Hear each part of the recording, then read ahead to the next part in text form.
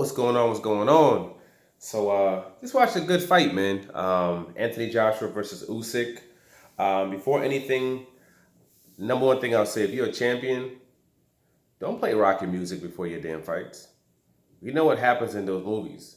You know, the champion gets their tail whipped, and Rocky takes the belt. And he ends up being on top. So don't play. If you're the champion, you're the main guy, especially if you're the big main guy. Don't play Rocky.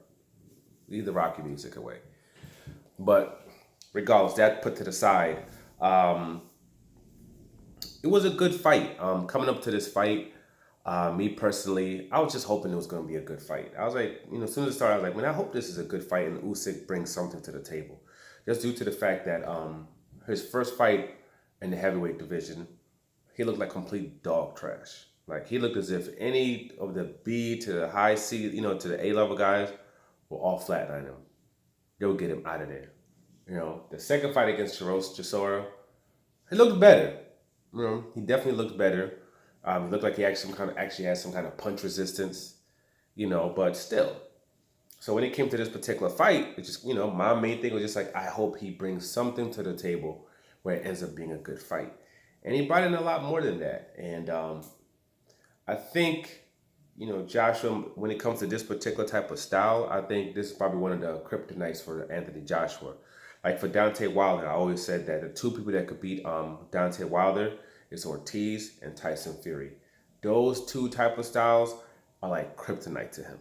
You know what I mean? And he took them on and took them on both twice, which is very commendable due to the fact that these are the worst styles for him. I don't think anybody else in the heavyweight division gives him a problem, including Usyk. I think A plus B does not equal C. And if Wilder and Usyk were to meet, no, it wouldn't it wouldn't pan out well for Usyk, in my personal opinion. But he fought great tonight. I think that as those guys are kryptonites to Deontay Wilder, I think Deontay Wilder, his style, even Tyson Fury would be very bad matchups for Anthony Joshua. I've always said that, and that's why I never believed that a unification or undisputed was happening, regardless with either one of those two. I don't believe it was something that Eddie Hearn was going to do at all. And his plan was to ride out Anthony Joshua probably for the next 6, 8 years if he can. Ride him out till he's like 37, 38 and make as much money off him as possible. I always believed that was the plan. And not to face these two guys unless these two guys really fall off. And not to say that Anthony Joshua would be scared to fight them. So people get all emotional about that. It's just the promoter he's with and how he runs his business. So I believe besides those two, I'm thinking from the actual guy that we've seen him fight, with the Andy Ruiz, with the Alexander Usyk. I think these shorter guys with good movement is showing to be an issue and a problem from Anthony Joshua, especially when they can keep a very high pace. They're able to gas him out. Especially when they're able to go to the body and then come up top, go to the body, come up top. They're able to take, empty out that gas tank, and Andy Ruiz. People thought that might have been just something, a blink in the screen. We never really got to see if it was or not, just due to the fact that Andy Ruiz came in so overweight in the second fight. And clearly, instead of understanding that, hey, you win this fight, this leads you to probably $100 million fight with Deontay Wilder or whoever in a undisputed match, he decided he wanted to eat a whole bunch of pizzas instead. And it was content with the funds, I guess, that he had gotten. But so I didn't really believe we saw the best Andy Ruiz. That's so we could gauge to see how much better, Anthony Joshua was against that style. He had a couple fights after that, did his thing, became victorious. But now that he's faced Alexander Usyk, we see that he still has, issues with that same type of style.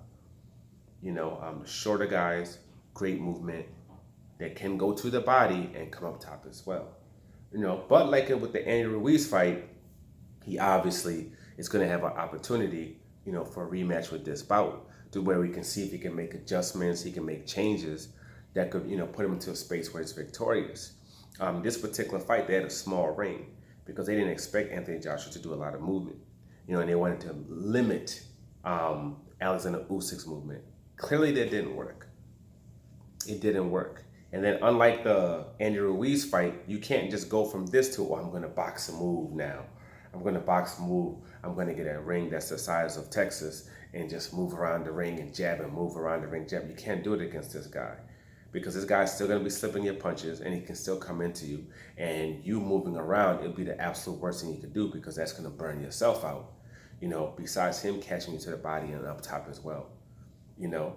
So, but maybe if he can change up the game plan, maybe bring it to Alexander Usyk, he can push the issue, maybe stop him.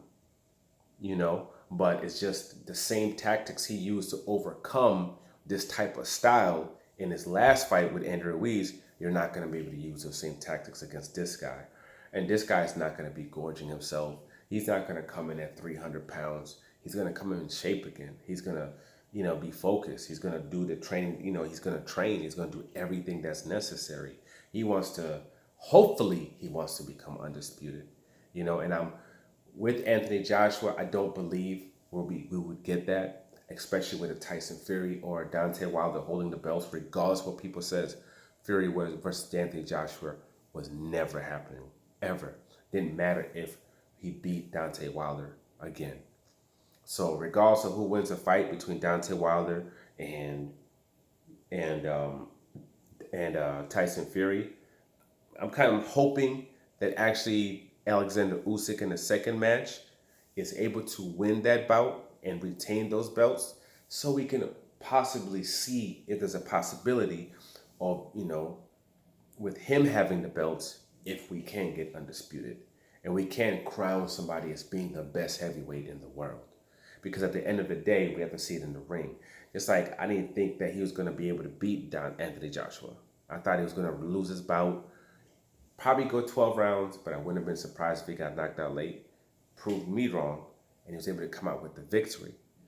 So since you're able to do that, I'm not going to just, even though I don't believe that you win against Wilder or, against Wilder, I'm not going to say Fury. I don't believe you, just because of styles, because of the styles. I just don't think it's a good style for him.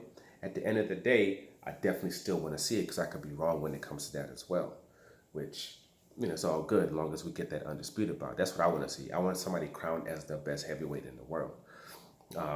We have in 2 weeks, we got Wilder versus Fury. I believe Wilder's going to be victorious in that.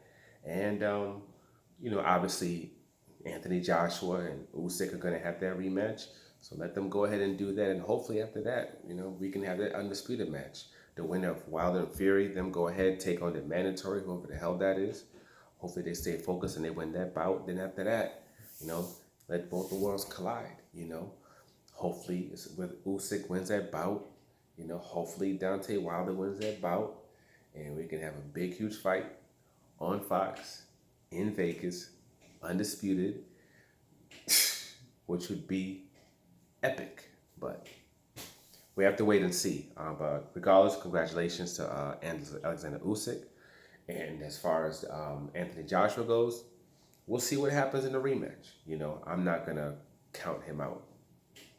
I'm definitely not going to count him out. And there are things that he can do, but he's going to have to put it on the line. You got to push the issue and put it on the line. And might even put yourself into a space where it's like, yo, I got 6 rounds where I got to do what I got to do. On some Rocky-ish, on some Rocky-ish. And if, I gas out, I gas out. But I'm going to try to knock this dude out. Because when he brought it to that dude, you hit him with them heavy punches, it did something. But you're also putting yourself into a space where you can get caught with something. So it's a catch-22. But regardless, great match. Y'all have a good night. See you in the next one.